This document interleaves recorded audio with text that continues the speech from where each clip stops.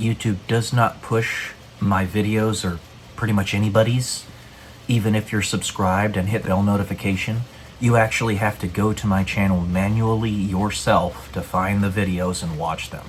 So if you like what you're seeing here, the information that I provide, the philosophical essays, the cerebral content, the book reviews, etc., you're going to have to manually go to my YouTube channel and find the videos. I post new videos every day, 11 a.m. Pacific Standard Time for the video essays in particular.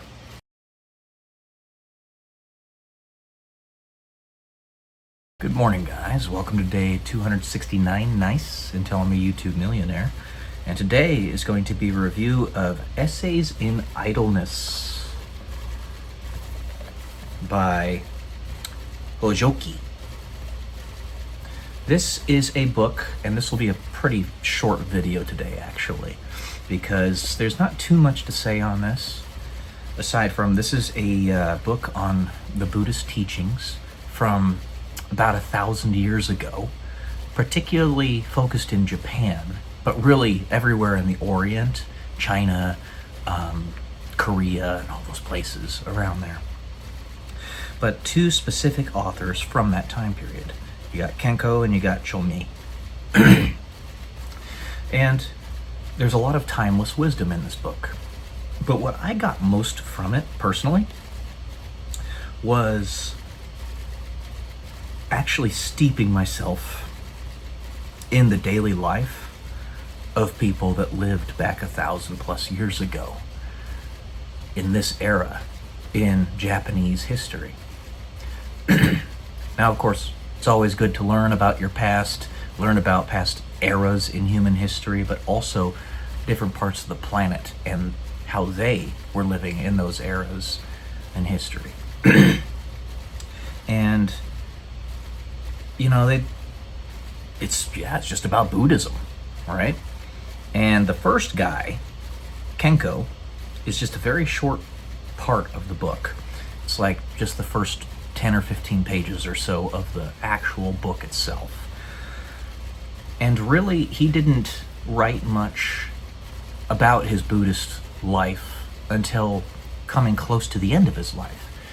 And close to the end of his life, he lived in a very small hut that he built himself, which was basically just big enough to have a small little patio and his bed and a couple other things in it. So it was very small. He was trying to live the ascetic lifestyle to the nth degree, and it just kind of came naturally because as his life progressed, his houses got smaller and smaller and smaller until he was finally into this hut. And then for the second guy, it constitutes most of this book, Chomei. It's basically just him talking about the daily life, and that we have texts from that period is infinitely important, and we can learn from it. So I've said many a time that while we only have 6,000 years of written human history, you can multiply that by, let's say, 8 billion people. So 6,000 years times 8 billion people, you have that much wisdom history if people are actually learning about stuff like this. And it ends up becoming something rather large, giggity, that's useful to everybody. So generally speaking, I wouldn't say that there's a huge amount of new wisdom that I gleaned from this, considering all the other books that I've read, but it's very similar to Stoicism, and of course it's aligned with Christianity, very much so, Christianity and Stoicism. Now mind you, Buddhism is a way of life, it's not a religion. Therefore, Buddhism and Christianity are not misaligned. They're not contrary to one another.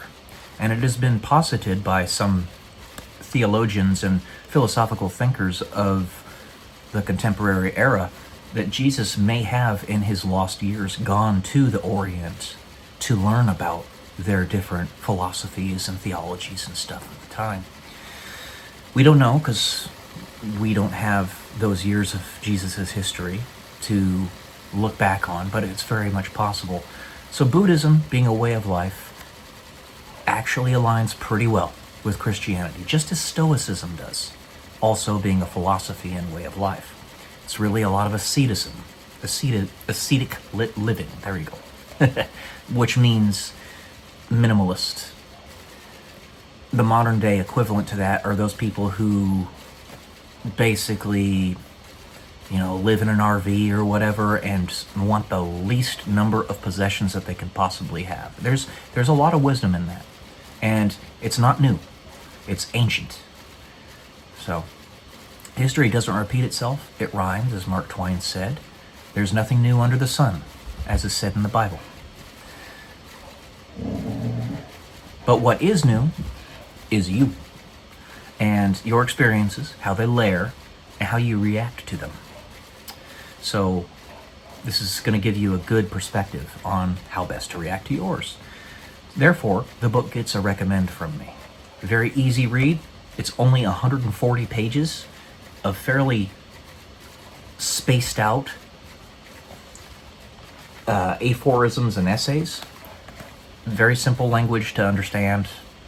Especially good for those who are brand new to this way of thinking. I strongly recommend it.